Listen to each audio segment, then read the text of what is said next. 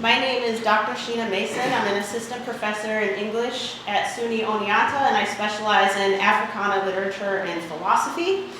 And I am here to talk primarily about today, now that we have some of the history as a foundation. And when I talk about today, I can't help but think about the future, because what we do today often dictates what the future is going to look like. So,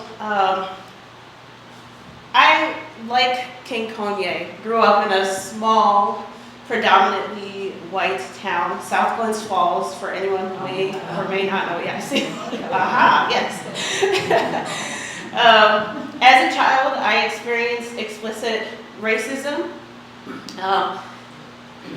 Infrequently, but enough to traumatize me even to this day when I recall those instances of being called the N-word, for example. It led me to, as an undergraduate at SUNY Plattsburgh, think very deeply about what is this thing we call race and what is racism, and to me, as importantly, how do we end it? And so for the last 20 years, I've been journeying through how I think about race while understanding how other people think about race, how we practice racism, and what do we need to do to change course, right? Because someone referenced earlier how many centuries African Americans primarily have been fighting against racism. Now, I'm about to drop some knowledge. So racism, let's talk about it. Okay. We are taught in the United States to think about race as something biological.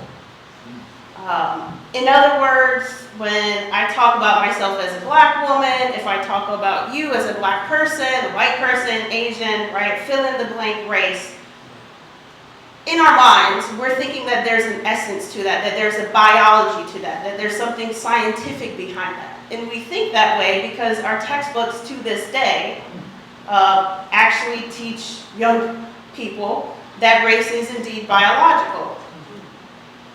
And this might be new information for some of you when I confidently assert that race is not biological, right? Scientists have disproven the biological aspect of the thing that we call race for decades now. And actually at the turn of the 19th century, so starting in the 1900s, as far back as then, scientists, anthropologists were recognizing the pseudoscientific nature of this thing called race. Now, why does any of that matter? Well, because we're taught to think about race as something biological, we're taught to then think about it as something permanent, right? As something natural. And we're taught to think and talk about racism as if race is a precursor to racism, right? You see me, you see my skin complexion, you translate that into race. She's a black woman, right? And what we fail to recognize and miss is that behind that very translation, mistranslation of something biological about me, namely my skin color, is the ideology that enslavers used in an attempt to justify the continued enslavement of Africans and then African Americans. The category of black was written to be outside of the category of human. And I actually thought it was pretty informative that when Dr. Will was talking, he mentioned there were free people of color and then there were enslaved folks. The distinction being, if you were enslaved, you were classified legally as what we now call black. So your racialization was a result of your status in society as chattel, as property, as beast, right? As not human. And if you were free, but you were still what we now think of also as black, right? If you were a free person of color because your legal status was different. Even though, of course, we know that that didn't translate into complete equality, right? You still had to struggle against the confines of the thing called racism.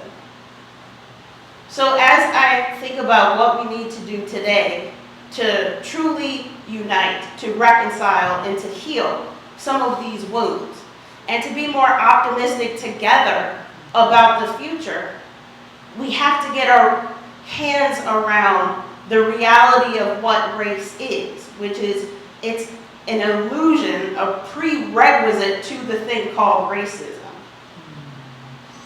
If we deconstruct that concept of race and our practice of assigning races to the singular human species, then perhaps we can start to get somewhere and finish the work that was started centuries ago.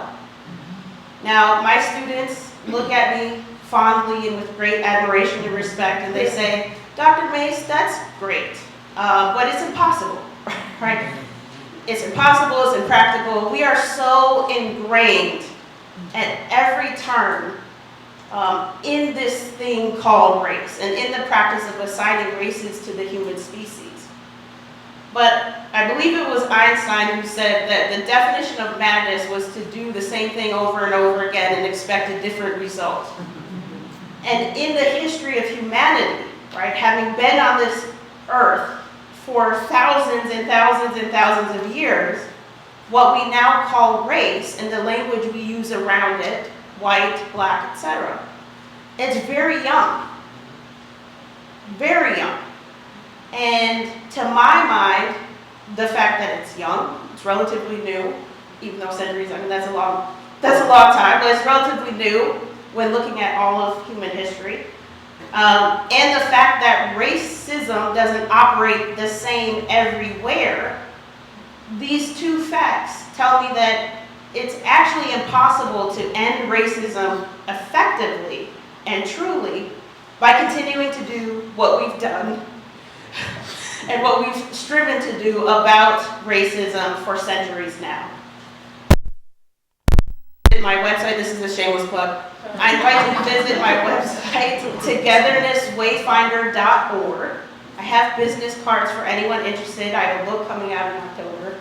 I talk about and lay the groundwork for what needs to happen, where and when and how, as it pertains to this thing called race and our practice of racism. Because, like many, I'm tired. Come on now. I'm tired. Yeah. And when I look out at crowds like this, right, I see all of the wonderful aspects of humanity. When I think about the history and the celebration of Juneteenth, I think about tenacity, resilience, endurance, strength, love, right? I think about all of these aspects of humanity that get lost because of how we're trained to think about ourselves and each other. And I want to participate in the solution making, the future making today, so that my kids, I have 4-year-old triplets. Yes.